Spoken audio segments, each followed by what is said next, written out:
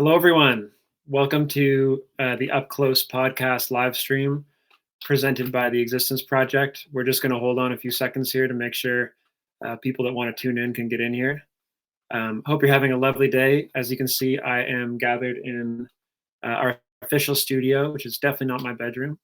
And yeah, really grateful to have the opportunity to bring this show to you all. Myself and my colleague Mira have been working on it for a few weeks. And like I said, just going to give it a few seconds to make sure folks can join. I can see we have some questions coming up already, and we will get to those at some point from Paul Christopher. So just going to give it another 20 or so. And all right, I'm going to jump into it right now. So thank you all for being here. Just a reminder, if you are watching and you feel like helping the stream out, please like the post and share it in your network. It'll help us a lot to get the get the content out there. This is the first one we've done. Before I begin, I want to do a proper territory acknowledgement and just recognize that we are on the territory of the Esquimalt and Songhees people, Songhees Nation, sorry, the Lekwungen speaking people. I was told recently that the Songhees chief has requested that we don't say unceded anymore, as there was a treaty before. In recognizing this territory, I want to talk a bit about the word Nutsamut, which is a Cowichan word for one heart and one mind. And for us, we're here gathered today to connect through story and also connect to people that are different than us. And in the context of Indigenous histories, starting to understand the story of colonization and the truth, really embodying the truth that the institutions that we participate in would not be possible without a First Peoples here before us. And that's a painful and an uncomfortable truth, but it's one that also breeds justice and truth and really health and personal growth for ourselves. So I'm very grateful to live here on Lekwungen territory as an uninvited guest, and I urge all of us to carry on building the work of our relationship to land and the folks that were here before it and continue to inhabit here. So thank you all very much for joining once again. My name is Marco. Some of you may know me, some of you may not, but I am the founder of the Existence Project. Quick synopsis about what we do. The Existence Project, our primary thing that we do, we really try to connect the common humanity between people that are experiencing life on the streets right now and those in the general public. And the way that we do that is through story. And so we provide storyteller training. This is pre-COVID times. We would provide storyteller training to folks with lived experience of homelessness. We run workshops around the city that involve diverse groups coming together to listen and reflect on that story, mostly out of downtown service providers, but we've also started working out of schools and public venues. And lastly, we do community building. So we task folks that take part in our initiative to really take that experience and bring it back to the wider community. So if that might look like art, written reflections, or sometimes we have bigger calls to action that we ask from people. And so now here we are in COVID, and of course, like many people, our operations had to change, and we were drastically impacted, as well as the folks that we work with, by this new reality that we were faced with. And for us, we still want to be that connector role. And so what you're seeing right now, Up Close, it's a podcast that we're making. It's a interactive live stream where you can ask questions. We want to hear people's experience on the ground, on the front lines that are either experiencing homelessness, have lived experience, or helping folks. And the goal of that is to help people elevate social issues that are happening, really give a voice to those communities, because that has always been a problem, and that is one of the root causes for why people are still homeless, in my opinion. And also, we want to mobilize community support from allies such as yourself that are watching. So how does the live stream work? Well, my trusty companion in crime, sometimes not crime, but right now let's call it crime, Mira Matthew is moderating the chat comments right now, and she'll be looking out for questions of yours. She'll also be making sure that the stream is a safe place for everyone, so she'll be moderating as well. And if at any point you feel like you have a comment or a question that you want to share, please put it on there, and we will put it up on the screen, and I will address it personally, as well as the person that's speaking. Questions on my actual beard will be allowed in like very, very small doses, only if accompanied by the hashtag COVID beard. But yeah, thank you all again for being here. Quickly, I just want to go through the community agreements. So that means respectful language, no hate speech, respect for the guests and other viewers. And if you want some clarity on that, you can check out the top comments section as well. So without further ado, have you ever felt the power of a shared experience, met someone who just gets what you've been through because they've lived it? Peer support is emotional and practical support between two people who share a common experience, such as a mental health challenge, a physical addiction, a physical illness, homelessness, but it can also apply to things like eating disorders and people who have experienced loss in their life. Kay Martin, who we're about to speak with, has lived experience of homelessness and has been doing peer support work, with the Greater Victoria Coalition to End Homelessness for over 2 years. She is the founder and project lead of a citywide initiative called Face to Face with Stigma. That's a group that's entirely peer-led of people that are either experiencing or with experience of homelessness that go around courageously and share their stories with first responders across the city with the hopes of building compassion, kindness, and empathy in those communities. As I mentioned before, in an unprecedented move in response to COVID, governments across the country have created emergency housing for vast portions of the homeless community at hotels across the country. Kay is currently supporting people living in these emergency transitional housing. And let's bring her in right now. Without further ado.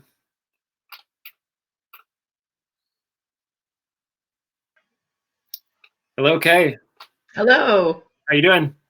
I'm doing great. Thank you. Welcome to the show. Thank you.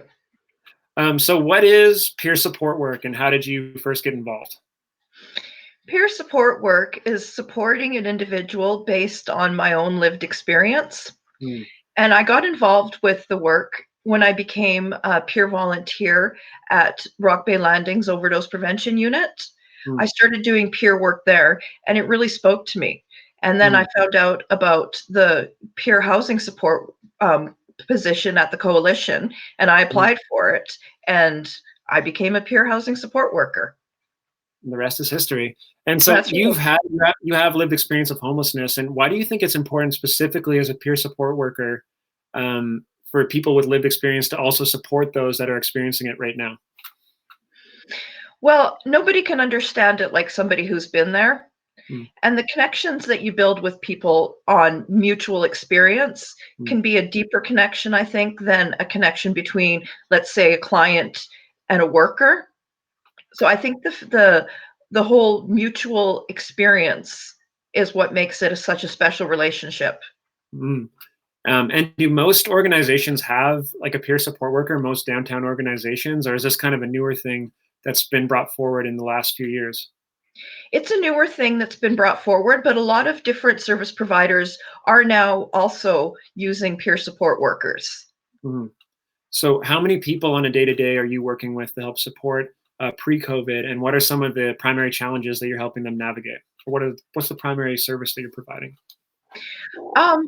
I provide like with my peers in particular, I've been providing a lot of emotional, social support as well as resource referrals. But I find with my particular peers, a lot of what I'm working with is isolation and loneliness and just being part of the community. So I try to help people become a part of the community and be less isolated so that they're able to have a successful situation being housed. Right. And now you are working inside of a hotel, this emergency transitional housing that's been provided by the government. And what's changed now from what you were doing before?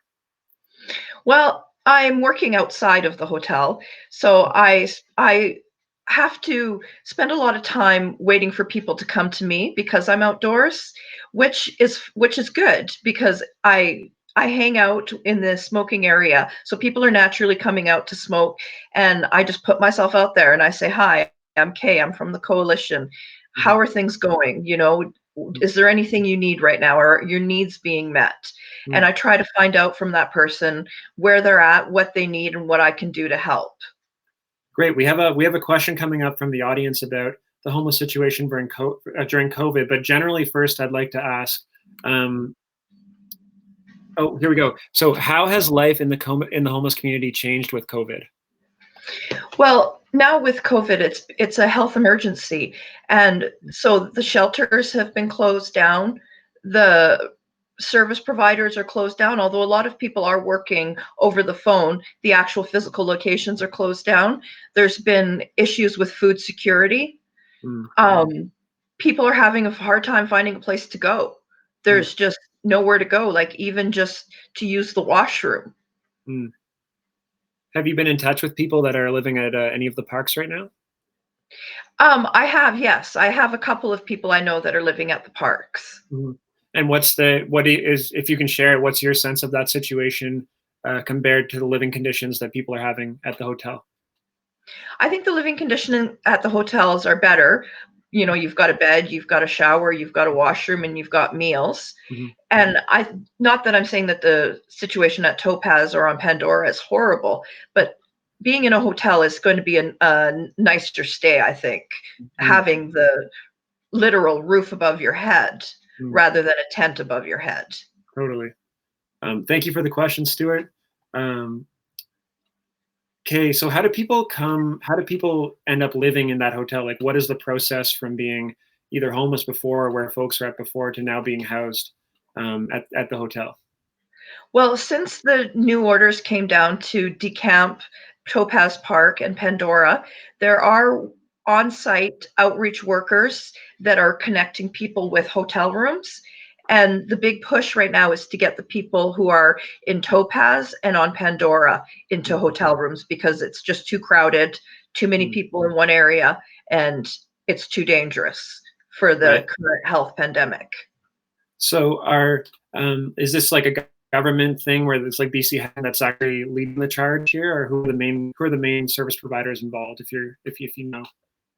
BC Housing, Island Health, they're Yeah. I believe that they're the ones that are leading putting people in actual rooms. Mm. And what services are available right now for people that are in the hotel?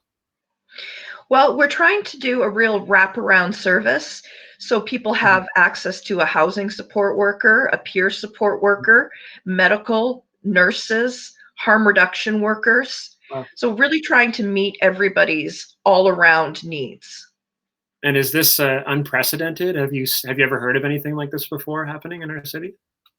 Well, I think people have been trying to do wraparound supports, Mhm. but I don't think it's been as successful as it could be. I think the way things are going right now, that people are going to receive more wraparound supports. I have really high hopes for what's going on right now, and I think that in the end, people will come out in a better situation than they are now. Well, that's what I Mm. hope. That's what my hopes are for this. And what do you think? Like, what do you think is going to make it successful, and why do you think it's so important to have these quote unquote wraparound supports available to people?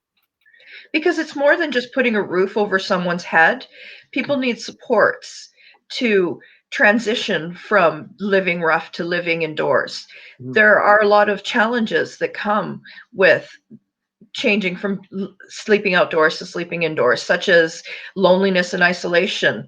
I found that working at the hotel the first couple of weeks, I was having people who were coming to me and saying that they were having a hard time being indoors because they'd been outdoors for so long, and also the loss of street community, because there is very much a family and a community out there, and being put in a hotel room is can be taking you away from that family. Mm. That's a really good point that not a lot of people would think of. We actually have a question from the audience about the move and if it's voluntary. I'm going to let Mira put that up. So the The question move, is, if the question is this move voluntary? Do you think it should or should not be? the move is voluntary to a point, I think. Because it's come down that May 9th is going to be the final day that they have to decamp these encampments. I don't know what they're going to do. I don't know if they're going to force people to move. But as it stands right now, it's voluntary. And people, not everybody wants to be indoors. Some people want Mm, to be outdoors. They prefer to be outdoors. They feel safer outdoors. They're more comfortable, and it's what they're used to. mm. Thank you for that question, Anna. Um, just a reminder to folks that are watching, we're speaking with Kay Martin, who is a peer support worker with the Greater Victoria Coalition to End Homelessness. She's working right now at a hotel that's emergency transitional housing for the homeless. Ask questions if you have them. Kay is here to answer. So, Kay, a lot of people are being housed kind of unprecedentedly for the first time with these wraparound supports, as you said, around them. And I'm curious, how is it going for people in there? Like, are you seeing people improve? Like, what's the general sense been like inside this hotel in particular? I think that I think, in the beginning, the transition for the first couple weeks was difficult, but I Mm, think people are starting to get comfortable and starting to, like, I had one gentleman come up to me the other day, and was so grateful to have a room because he said just meeting his basic everyday needs before took up his whole day. And now that he's got a bed, a shower, food, mm, he's more productive. He can lead his life the way he wants to lead it. He's not being forced to provide for himself mm, somewhere to sleep every night, somewhere to eat, somewhere to go to the bathroom. mm, Like, because his needs are being met, he can focus on himself. And he mm, says even just putting his feet up and taking a nap is a luxury. mm. And I'm curious, like you were talking before about we've tried to do this, but it hasn't worked. And why do you think there's a push now to actually create a housing solution that is permanent for people? Well, because housing has been an issue for a long time, and what has been being done isn't working. So we need to look to a new way of doing things. Mhm. And I think that this wraparound support is the way to go. And so what do you think are some challenges or some problems with the way that housing is currently being approached as far as homelessness goes? Um, there's not enough housing. Mm, Housing is too expensive, and not everybody fits in a traditional housing mm, model of a private market rental or a subsidized housing. Some people need more supports. mm, Some people need to live in a more communal type situation. I think another thing that's really important right now is that we're trying to give people choice. mm, People should have the choice of where they want to live. It shouldn't mhm, just be, well, here you go, Kay, this is your apartment, take it or leave it. mm. And I think that people are being offered choice is a huge improvement. That's great. And on that note, what do you think? So this is a temporary thing. What would you like to see move forward out of this situation for the street community that's now been moved into these hotels? What do you think is a good next step? A permanent housing solution, Mm, whatever that looks like, mm, whatever that person wants it to look like.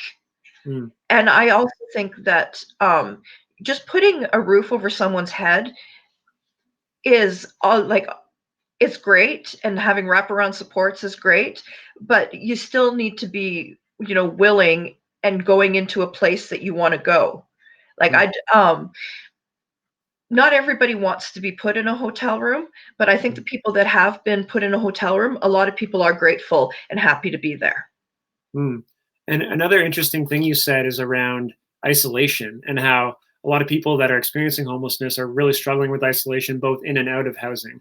And what do you think that is? What do you think is isolating people um, both when they're homeless, but also now? Like, what do you think are those key driving factors there? I think stigma is a big part of it. Mm, I think people are being made to feel like there's something wrong with them, or that they are less than, or that mm, they're not important, and you start to internalize those feelings. mm. And so I think, yeah, stigma plays a big part of it. Okay, I want to get back to that, but first we have another question about campers at other locations. So this is Paul Christopher, and he said, "What about the 45 campers at BHP, 20 outside Rock Bay Landing, and people that want to leave 844 Johnson Street? Do you have any updates or anything about that you'd like to share?" I don't know specifically about the people in those areas. Mm, Um, all I know is that they're trying to decamp Topaz and Pandora, and that's what's been mandated. mm, So I don't know specifically what they're doing about these other camping spots. great. Thank you for the question, Paul. Um, So yeah, we were speaking to stigma before and how that was affecting people. What do you think are some like general experiences with stigma in the community that people are experiencing on a day to day? I think especially right now, people are being treated like, if you're experiencing homelessness, you must be a criminal and you must be a substance user. Mm, And So yeah, I think the perception of people who are experiencing homelessness is wrong. And like I said, that people start to internalize that and they start to believe Mm, that being in a situation where they're experiencing homelessness is what is out there for them. mm. And what does that look like when you flip that around? And like as a community, have you seen instances where communities have embraced people and that's shown up as far as them, maybe feeling better or more accepted as part of the community? Well, I've seen that when this has all happened, so many people wanted to volunteer, and Mm, I thought that was great. Like, I was hearing that they had more than enough volunteer in the beginning at mm, Topaz, and, that shows me that people are opening up their eyes a little bit and maybe seeing that, it's a health crisis. mm, It's people that are, stuck out there living rough that deserve to be housed. mm. Okay, we have one question coming up about access to mental health. I'm gonna get Mira to put that up there. So this is from Ariel Hodden. Hello, Ariel. Her question is, what considerations have been put in place to ensure that the street community have access to adequate mental health support to tackle these feelings of isolation that may come up as a result of being kept socially distanced and indoors? Well, there are part of the wraparound services is there are mental health teams that are checking in with people and making sure that people's mental health needs are being met. But that's where peer support is really important because I feel like personally, a big part of what I do is helping people with isolation and loneliness. And Mm, that's as easy as going for a cup of coffee, going for a walk, mm, doing a text check in. Um, yeah, I really think that peer support is what is it should be the driving force behind dealing with isolation. And when it comes to peer support, is it basically just the Victoria Coalition to End Homelessness? Thank you for the question, Ariel, by the way. Is it just the coalition that's providing peer support workers, or do they exist en masse, or how does that There come? are other organizations that provide peer support. Solid does, AVI, um, Peers, the Mm, Foundry has peer support workers. mm, Umbrella has peer right, support workers. right. Okay. Um, okay. Thank you for that. And so another. So let's talk about these services a little bit and what's being provided inside there. So you said that there's mental health services. Another big thing that I was reading about is around safe supply. Mhm. Um, can you speak a bit to safe supply and why it's important to have that? Well, on top of this pandemic that we've got going on, we've had an opioid crisis going on. And it hasn't gone away. It's gotten worse because now the Mm, symptoms of COVID will make it easier for a person to overdose. mm, And with people isolating is also a risk factor for more people overdosing. But safe mm, supply is giving people the opportunity to isolate and be safe. You're not mm, having to be out there all day long grinding, trying to get what you need. mm, It takes away that element of trying to have your needs met because your needs are going to be met, mm, and as they should be, because it's a medical issue and it should be dealt with medically, which mm, includes safe supply. mm. Um, Interesting, and I wonder how that runs parallel to stigma around drug use, and do you notice that a lot in your work, how, like the stigma around drug use and that affecting policies and things like safe supply being implemented? Oh, definitely. Stigma plays a huge part in it. Mm. Um, I'm sorry, can you repeat that? Yeah, no problem. Yeah, just how does stigma play a part as far as drug use is concerned and access to safe supply, even access to housing? Like, what do you think are these barriers that are being put up as far as stigma is concerned when it comes to? It sounds like these services that are providing actually a better opportunity for people to recover at the end of the day. Yeah, that's the idea of putting a wraparound services so that people Yeah. will recover. Mhm. Um, Like, do you notice stigma in people that are providing the service, or do you feel like generally there's like a really good understanding amongst folks that are practicing there? Um, I think unknowingly, unwittingly, that there is stigma with service providers. mm, And I think that that's part of being burnt out, being mm, overworked, and seeing a lot of negative behaviors and situations, and mm, not being able to have the proper means to download that information and mm, support yourself. mm.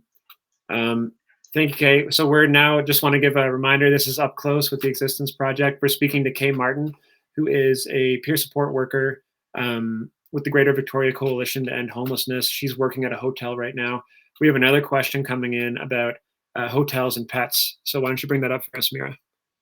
This is from Shelley Mortimer, and it says, "Hi, Kay and Marco. Do any of the hotels allow pets?" Um, I know for sure that Paul's does. I Mm, don't know for sure about the other hotels, mm, but that's a very important piece of it because pets are family mm, and nobody's going to leave their pet behind. Even if that means that they're sleeping in a park tonight, but they mm, get their pet, they'll mm, choose to sleep in a park with their pet. So it's mm, really important that places that we are offering people do allow pets. mhm. Um, what does it look like from an enforcement perspective there? Like, what are people free to kind of do as they want, or what are the kind of are there rules and confinements applied to people? Well, there are rules such as um, no guests, but that's not just for people from our community. That's for anybody staying at the hotel. That's part Mm, of the COVID response is that there's no guests, mm, and so that's one big one. mm, Just common things like no smoking in your room. mm, Things that are general rules that apply to anybody. mm. But Is for the most part, it's housing, you're left to do what you wanna do within reason. mhm, If you're gonna, have a party, you're gonna, just like having a party anywhere else, there might be consequences for it. right, right. Is there a police presence there right now? They do drive by, Mm, but that's about it. okay, so the police generally stay on the outside, but they drive Yeah. by. We have a question coming in about community centers. I want to bring up. So this is from Jean Fleming. Hello, Jean. Um, she says, has the city opened up community centers for use for the homeless population to use facilities for personal care? Not that I know of at this time. Okay, thank you for the question, Jean. Um, yeah, so we were speaking to supervision inside of uh, the hotel itself, and I want to go back to stigma and your work in the community because part of your project, Face to Face with Stigma. So, can you explain to us a bit about what Face to Face with Stigma was? Face to Face with Stigma is a peer inspired, peer led, developed, and delivered anti stigma workshop. And before COVID hit, we'd done about 5 workshops that were very successful. We did workshops for the police, we did workshops for nursing students, community health workers. We we had lined up ones to do for RJH and VGH, which unfortunately were postponed. But Mm, I felt like we had a momentum going, like these anti-stigma workshops, I feel were making a difference because we were getting mm, such good feedback about students saying how that was the most important part of their semester was listening to face to face. mm, And it's also had good effects in helping the people who are part of face to face, the mm, storytellers. yeah, It's brought up people's purpose right, and given people something to do that's worthwhile, and has helped, like, I've noticed it's helped people in their own lives right, because they've now got purpose and something meaningful to do. right. So it's it's an all-round good program. And so, what kind of groups have you worked with around the city? Well, we worked with the police recruits. Oh wow. And yeah, and then we also did one for the police, bicycle cops, beat cops, Mm, patrolmen. There was about 35 police officers in the room. It was quite intimidating because they were all in uniform. right. And so it was intimidating. My team did phenomenal. Mm, They really delivered, even though it was an intimidating situation. And mm, we also did one for the UVic nursing students, which was also very well received. mm, And um, we also were looking forward to doing it for the EMTs, the emergency medical, and as well as the hospitals. More, I would also like to reach out to like security guards and even people who are business owners in the community, Mhm. anybody that could use a little bit of education around stigma. So when you worked with the police force, I mean, that's a community that is working consistently with the homeless population, and obviously there's going to be like there's obviously tension there between people that are experiencing homelessness and the police. And I'm hearing that you're nervous as well, and I'm wondering what did you learn from those interactions with the police? I learned that they receive a lot of stigma. Mhm. And, I just had never saw it from that point of view before, but they receive a lot of stigma. Like, somebody Mhm. even said to us in the workshop, "How do you have empathy for somebody who spit in your face?" And, Mhm. that really struck me because, it's true. There is a lot of stigma against the police, and there is a lot of people who are anti-police. And Mhm. so it made me want to incorporate something into the workshop, like Mhm. perhaps a person with lived experience of being on the police force, Mhm. to bring it around again to, stigma is not just against people the from the homeless, addicted, mental health Mhm. community, but from Right. everyone. Everybody experiences stigma. Right. Sounds like you felt like there was multiple sides to the way people were perceiving one another. Yeah. And yeah. Okay, we're going to bring up a question about compassion. Let's bring it up, Mira. So this is from Steve Woolrich. Hi, Steve. Uh, he says, "Thanks, Kay. Have you found that for the most part, people have been compassionate through this crisis?" Great question. Um, People that I've seen in person, yes, but I read stuff on, Facebook and stuff, and people say horrible things. Mm, And, you know, it's hard not to respond, but, but overall, like, people that I have come into contact with in person have mm, been compassionate and supportive. mm. It's mainly the people that are behind their computers is what I'm seeing anyways, people that are behind their computers that have nasty things to say. And I'm interested about that. Like, how does the narrative shift for you when you, from the stuff you're reading, let's say in the Times Colonist and online, versus what you're actually experiencing on the ground? Um, I think people are a little bit hard.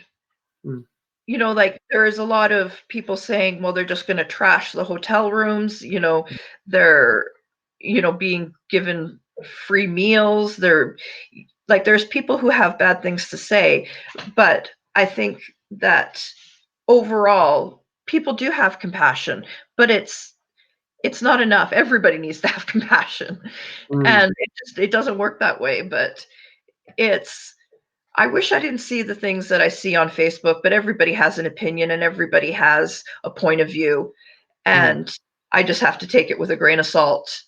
mm. Okay, we have another question coming in about the rules of the housing situation. Let's pop that up real quick. Paul Christopher again, who's asking, what are the consequences for rule breaking inside of the hotel? Um, there are people who get evicted for large transgressions, Mm, but for the most part, people are just, living their lives. mm. Great. Thank you, Paul. So, from that perspective of compassion and empathy, like, what do you think are some things that someone listening right now could do in their day to day as far as interacting with people that could make a difference? Be genuine, Mm, smile, um, show people love. Like, mm, recognize that the people that are the hardest to love are the people that need it the most. mm, And so look past that rough exterior and know that that's a member of our community who's a human being and deserves to be treated as such. mm. Great. Well, Kay, I'm curious. Do you have any other challenges that you think are important to voice as far as what the homeless community is facing right now from people that you've spoken with? Um, You mentioned before that sanitation was one thing that was going on beforehand, but obviously that's not a problem in the hotel. Do you think yeah, that's a big? Yeah. that's a problem on Pandora and Topaz, I believe, is that, Mhm. sanitation you're camping in a tent. You know, how much sanitation can you have? Mhm. So I think that that is also a big reason for putting people into hotel rooms, is because right now with this pandemic, we need people to be healthy and safe and have access to showers, hand washing, clean Mm, clothing. So it's become more important now than it was before, but it's always been a problem. Like, mm. even just, having a place to go to the bathroom is a hard thing to find. Um, okay, cool. We have one more question coming in right now about folks needing to be housed. I'm gonna get Mira to put that up. So this is from Taz. Thank you, Taz. Do we know the total count of street entrenched folks, and is there space to accommodate them? Is there space to accommodate them all, and what's the holdup? I don't know what the number is, and is there space to accommodate them all? I hope so. I know they're Mhm, working on it, and I have faith that there will be space for everyone. And what's the holdup? Probably money. That usually mm, seems to be what it comes down to. mm, Policy, money. Um, People are afraid. mm. And you see hope out of this situation. Thank you, Taz. You see hope out of this, right? Like you see this progressing positively forward. And like, what does that future look like for you? Well, I see that it's forcing people to house people and to create a better life for people, not just with housing, but with safe supply that's come through, and with these new wraparound supports. I think that it's giving people a chance to live a better life and to be housed in a way that they are comfortable with. And what do you think? Like, I heard you say before about belonging and purpose and how that played a huge role. And I'm wondering, there's these supports that are there for people's mental health and well being and their physical health. But do you think there are supports for people? Like, it sounds like the peer support is the main one as far as, building community around. Um, and I'm wondering, like, do you feel like where do you feel like the place is in society for people that are trying to reintegrate and build community? Like, do you feel that exists right now? I definitely think that it exists. There are people out there. There are a lot of people out there who just want to be part of their community again, Mm, and they need a little bit of help and encouragement and guidance to do that. Because mm, when you've been living on the other side, where you're not part of community anymore, it's hard to want to be part of that community again, let alone be a part of that community. mm, And I think that peer support, being that, two people who are coming from the same place, have had the same experiences, have had the same challenges with being a part of the community, can support each other to, foster those relationships again with the community. mm. As an ally, if an ally was listening to this right now, what is one place that you'd want to direct them? One or two places that you'd like to direct them as far as if they could help with this kind of situation. I think that right now, personally, I think that the best way to help right now is by through donations Mm, that are targeted to the right places. Like, if anybody can help and can donate, go mm, to the Greater Victoria Coalition to End Homelessness webpage, mm. and you can specify that you would like it to be for COVID response, or you can just have it be for homelessness in general. Okay, and we'll put a link up for that. Thank you very much, Mira. So for everyone just joining us, we have a few minutes left. We're speaking with Kay Martin, who is a peer support worker at one of the hotels housing people from the street right now. Um, Kay, is there anything else that you want to leave us with as far as how we should move forward, or things just to reiterate for us to remember? Um, I think what's most important, I feel, is kindness, compassion, and empathy. Mm, Recognize that these are real human being people that deserve to have a roof above their head just like everybody else, and they deserve to have the stability that goes along with it, and the being a member of the community, being a part of something, and having purpose. mm. But mainly, I want to leave people with: have kindness, compassion, and be genuine. Thank you for that. And we're going to close. We have one more question that I want to do. Then I want to just talk a bit more about your face to face project. So the question, can we get it up there? We have a question coming in from Curtis Dawson. Thank you, Curtis. Have you had discussions with our mayors? And if so, what plans does the city of Victoria or Saanich have in terms of housing, providing social services moving forward into 2020 and 2021? So is there anything that you've heard firsthand as far as the direction we might be moving in? The only thing that I've heard is that they're still trying to house people. They're still trying to find permanent housing solutions, and but it's a complicated, difficult issue. It's more than just putting people in a home. Like I said, it's about the wraparound services as well. Mm, And going forward, I think that if we doing keep doing the wraparound service, keep supporting people, mm, then we'll have success. right. Thank you very much. It's only been a month, and we're already seeing a lot of positives. It sounds like too. So that's great. So, Kay, so you do work around the city, and I'm wondering, like, do you, if people here were interested when COVID lifts of getting engaged with you, what kind of organizations are you interested in working with from that perspective? Anybody who feels like their organization may be perpetuating stigma. So everybody.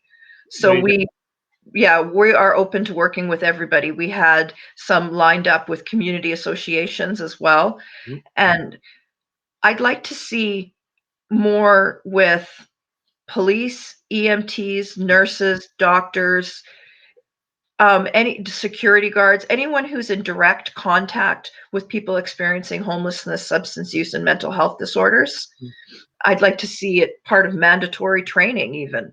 mm. Like when the recruits do their time here in Victoria, they should have face to face in there doing one of our sessions.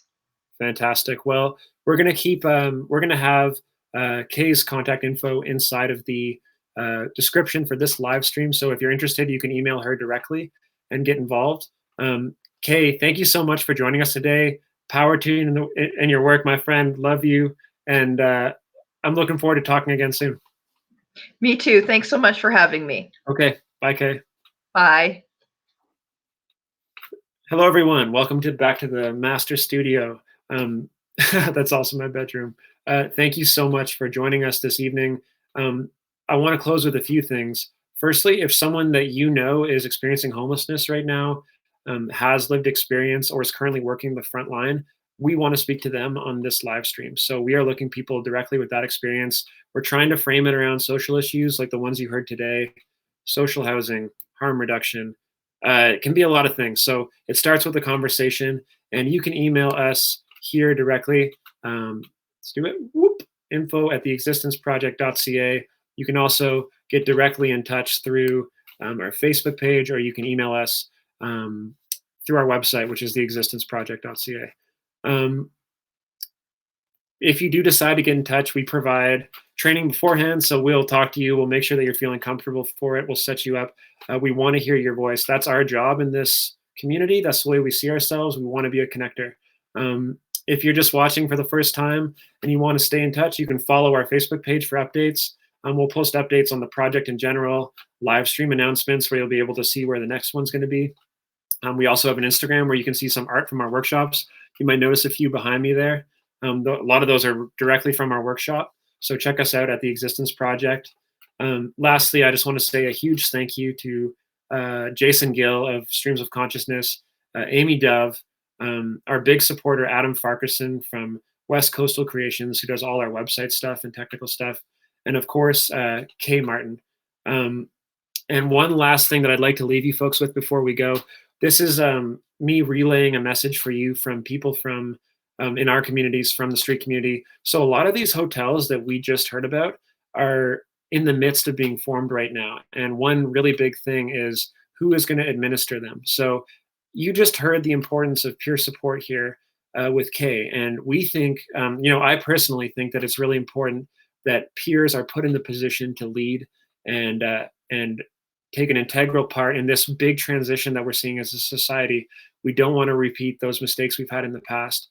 AVI, AIDS Vancouver Island, and Solid, that Kay both mentioned, have just put forward a contract proposal to the mayor and city council here in Victoria, requesting to be contracted on these roles. And we have direct information from a lot of people in the street community requesting specifically for support for them to be the ones administering it. So if you are interested in supporting us, you can look in the description.